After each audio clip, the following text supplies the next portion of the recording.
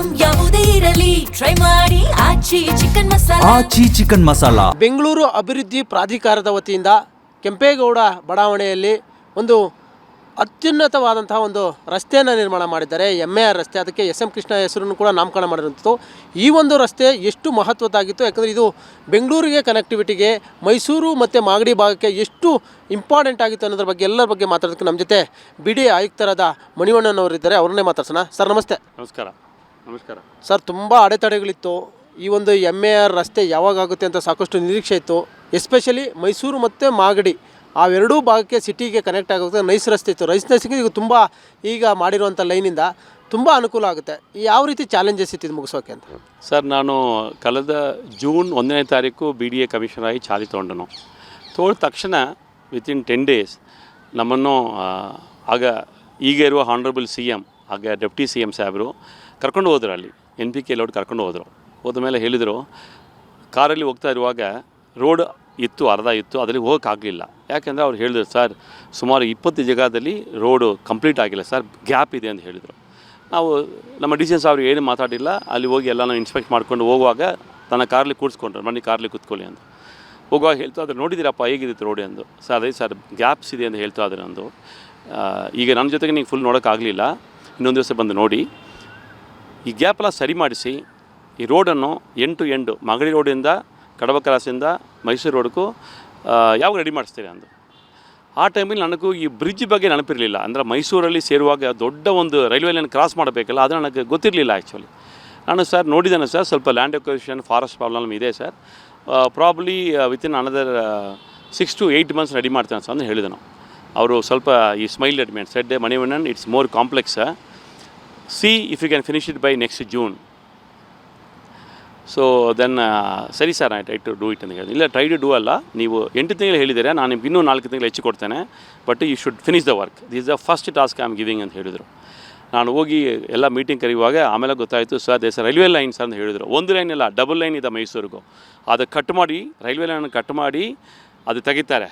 ಆಮೇಲೆ ಅಲ್ಲಿ ಗ್ಯಾಪ್ ಬರೋದ್ರಲ್ಲಿ ನಾವು ರೋಡ್ ಒಂದು ಬಾಕ್ಸ್ ಪುಷ್ ಮಾಡ್ತೀವಿ. ಪುಷ್ ಮಾಡಿದ್ಮೇಲೆ ತಿರುಗಿ ಆ ಲೈನನ್ನು ಹಾಕಿ ಅಲ್ಲಿ ವೆಲ್ಡ್ ಮಾಡಿ ಸೆಟ್ರೇಟ್ ಮಾಡಬೇಕು. ಇದು ಒಂಥರ ನನಗೆ ಅರ್ಥ ಆಯಿತು. ನಮ್ಮಲ್ಲಿ we are putting 6 lane road. So 3 ಲೇನಿಗೆ ನಾವು ಕಟ್ ಮಾಡಬೇಕು. ಸೊ 4 ಮರೆ ಕಟ್ ಮಾಡಬೇಕು, 4 ಮರೆ ಫಿಕ್ಸ್ ಮಾಡಬೇಕು. ಸೊ ಒಟ್ಟು 8 ಟೈಮ್ ನಾವು ಟ್ರೈನ್ಗಳು ನಿಲ್ಲಿಸಬೇಕು. ರೈಲ್ವೇಸ್ ಹೋಗಿ ಮಾತಾಡುವಾಗ ಅವ್ರು ಹೇಳಿದರು, ಸರ್ ಇದೆಲ್ಲ 6 ತಿಂಗಳು ಆಗ್ತದೆ ಸರ್, ನಾವು ಒಡನೆ ಮಾಡೋಕ್ಕೆ ಬರೋಲ್ಲ.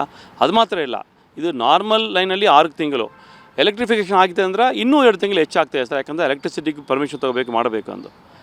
ನನಗೂ ಒಂಥರ ಆಯಿತು. ಆಮೇಲೆ ಏನು ಮಾಡಬೇಕು ಅಂದು. ಸರ್ ಒಂದೇ ದಾರಿ ಇದೆ, ನೀವು ಹೋಗಿ ಪರ್ಸ್ನಲಾಗಿ ಹೋಗಿ ರೈಲ್ವೆ DRM ಭೇಟಿ ಮಾಡಿ ಅಂತ. ಸೊ ನಾವು ಇಮಿಡಿಯೇಟಾಗಿ I went and met the DRM. He such a nice person. I explain to him, sir we have got only 1 year, ಅದರಲ್ಲಿ ರೋಡ್ ಗ್ಯಾಪನ್ನ ನಾವು ಕೆಲಸ ಮುಗಿಸ್ತಾ ಬಂದಿದ್ದೀವಿ, ಫಾರೆಸ್ಟ್ ಪ್ರಾಬ್ಲಮ್ ಸಾಲ್ವ್ ಮಾಡಿದ್ವಿ, ಇದು ಒಂದು ಮಾತ್ರ ನಮ್ಮ ಮುಂದೆ ಇದೆ ಸರ್ ಅಂದು. ಅವ್ರು ಹೇಳಿದ್ರು, ಏನು ಮಾಡೋದು ಅಂದು. ಸರ್ ತಮ್ಮಲ್ಲಿ 4 ಗ್ಯಾಂಟ್ರಿ ಬೇಕು ಸರ್, 2 ಇದೆ, ಇನ್ನೊಂದು 2 ಗ್ಯಾಂಟ್ರಿ ಬೇಕು ಸರ್, ಎಲ್ಲ ತರಿಸ್ಬೇಕು ಅಂದು. ಅವ್ರು ಇಂಜಿನಿಯರ್ಗೆ ಹೇಳಿದ್ರು, ಎಲ್ಲಿದ್ದಪ್ಪ ಅಂದು. ವಿಜಯವಾಡ ಹೋಗ್ಬೇಕು ಸರ್, ಹಾಗೆ ಹೇಗೆ ಅಂತ ಅವ್ರು ಹೇಳಿದರು. ಆಮೇಲೆ ಒಬ್ಬರು ಅದರಲ್ಲಿ ನಮ್ಮ ಕನ್ನಡಿಗರು ಸಿರಿಯಾಸ್ ಅಂದು, ನಮ್ಮ ಹೊಸೂರು ಸಾಬರು ಸಣ್ಣ ಅವರಲ್ಲಿದ್ದರು. ಅವರು, ಸರ್ ನೀವು ನನಗೆ ಚಾರ್ಜ್ ಕೊಡಿ ಸರ್, ನಾನು ತೊಗೊಂಡು ಬರ್ತೇನೆ ಅಂದು.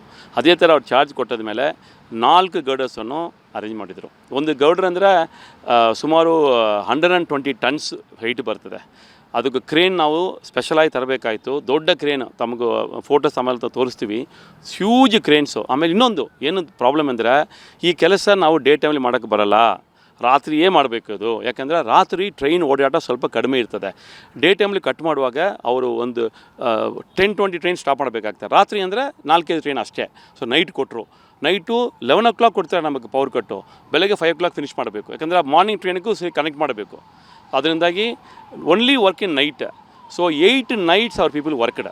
ನಮ್ಮ ಚೇರ್ಮನ್ ಹ್ಯಾರಿಸ್ ಸಾಬ್ರು ಬಂದು ನಿಂತ್ಕೊಂಡು ಅವರು ಮೋಟಿವೇಟ್ ಮಾಡಿದರು. 8 nights over a period of, normally ಎಲ್ಲಿ 180 ದಿವಸ ಆಗ್ತದೋ, ಮಿನಿಮಮ್ 94 ದಿವಸದಲ್ಲಿ ನಮ್ಮವ್ರು ಮಾಡಿಕೊಟ್ಟಿದ್ದಾರೆ.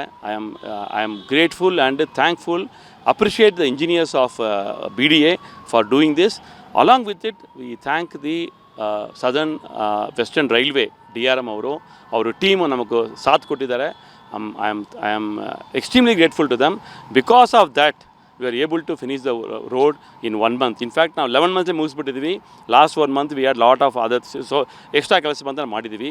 But I am really thankful to both honourable CM and chairman the team for doing what we thought is impossible. ಈಗ ಕೆಂಪೇಗೌಡ ಜಯಂತ್ಯೋತ್ಸವದೊಂದು ಉದ್ಘಾಟನೆ ಆಗ್ತಾ ಇದೆ. ಅದರಲ್ಲೂ ಆ ಮಾಗಡಿ ಭಾಗದ ಜನತೆಗೆ ಒಂದು ವಾಣಿಜ್ಯಾತ್ಮಕವಾಗಿ ಎಲ್ಲ ರೀತಿಯಲ್ಲೂ ಕೂಡ ಒಂದು ಬೆಳವಣಿಗೆಗೆ ಈ ಒಂದು ರಸ್ತೆ ನೆರವಾಗುತ್ತೆ. 100%. ಯಾಕೆಂದರೆ ಈಗ ಮಾಗಡಿ ರೋಡು ಮತ್ತು ಮೈಸೂರು ರೋಡು ನಾವು ಕ್ರಾಸ್ ಮಾಡಬೇಕಂದ್ರೆ ನಮಗಿರುವ ಒಂದೇ ರಸ್ತೆ ನೈಸ್ ರೋಡು ಮತ್ತು ನೈಸ್ ಇಂಟರ್ಸೆಕ್ಷನ್ ಥ್ರೂ ಬರಬೇಕಾಗ್ತಿದೆ. ಆದರೆ ಡೈರೆಕ್ಟಾಗಿ ಸರ್ಕಾರ ರಸ್ತೆ ಏನೂ ಇಲ್ಲ ಈಗ. ಸೊ ಈ road this will be a toll free road. ನೀವು ಯಾರಿಗೇನು ದುಡ್ಡು ಕೊಡಬೇಕಾಗಿಲ್ಲ, ಏನು ಟೋಲ್ ಇಲ್ಲ, ಫ್ರೀಯಾಗಿ ಮೈಸೂರಿಂದ ಬರೋರು ಮಾಗಡಿ ಹೋಗ್ಬೇಕಂದ್ರೆ ರೋಡಲ್ಲಿ ಹೋಗ್ಬೋದು.